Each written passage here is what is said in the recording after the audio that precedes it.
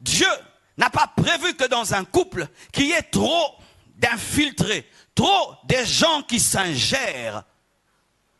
Mais quand dans ton couple, papa télécommande ton couple, maman télécommande ton couple, le pasteur télécommande et le prophète Faya télécommande ton couple, c'est lui qui te dicte ce que tu dois faire à ton mari et tout. Ça va détruire le couple. Le couple, c'est à deux. Lorsqu'il y a trop papa, trop maman, trop pasteur, trop prophète, trop les amis, ça va se détruire. C'est un surpeuplement. Et même lorsqu'on a des enfants, les enfants, des fois, détruisent le couple. Ah oui, si vous avez des enfants, vous n'avez pas le temps pour vous deux. La présence des enfants va détruire votre couple. Au début de mon mariage, quand mon épouse a eu notre premier bébé, elle était tout le temps là, oracle, bisous.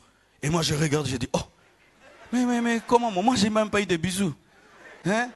C'est doudou et moi là. Je me sentais comme un étranger dans la maison, j'étais jaloux du bébé.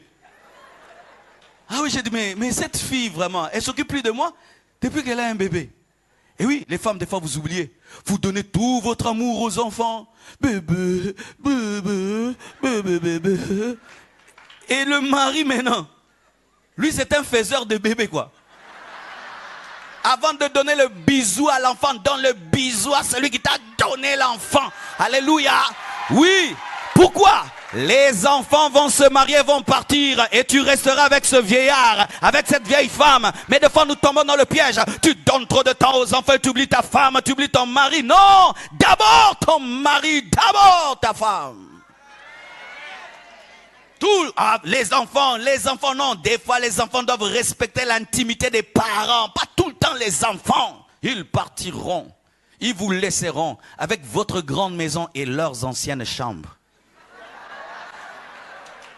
Ah oui, mes parents ont construit une grande maison avec beaucoup de chambres pour nous. Mais moi, j'ai jamais eu le temps même de dormir dans cette chambre. On les téléphone, ça va? Eh ben, tu salues maman. Et si ma mère avait détruit son mariage pour moi, mais moi là, hey, je viens de me souvenir d'elle maintenant d'ailleurs. Tu t'imagines? Tu vas détruire ton couple pour l'enfant et tu oublies ton mari, tu oublies ta femme. Trop d'ingérence. Pour un petit problème, tu vois les parrains. Non, on ne voit pas les parrains directement. On ne voit pas le pasteur directement. À deux, vous devez être matures afin de traiter ce problème. Sinon, vos problèmes seront connus par tous et vous n'aurez point de respect. Et une chose encore, faites très attention d'aller rapidement dire les défauts de vos conjoints dans vos familles. Car il peut changer, mais la famille n'oublie pas. Ce mari est un aventurier puis il devient sérieux. On va continuer à l'appeler aventurier parce que tu l'as dit. Elle ne s'est pas préparée. Et maintenant, si maintenant elle commence à bien préparer, ils ne croiront jamais qu'elle prépare bien. Ils vont dire non, il est en train de couvrir sa femme. Alléluia.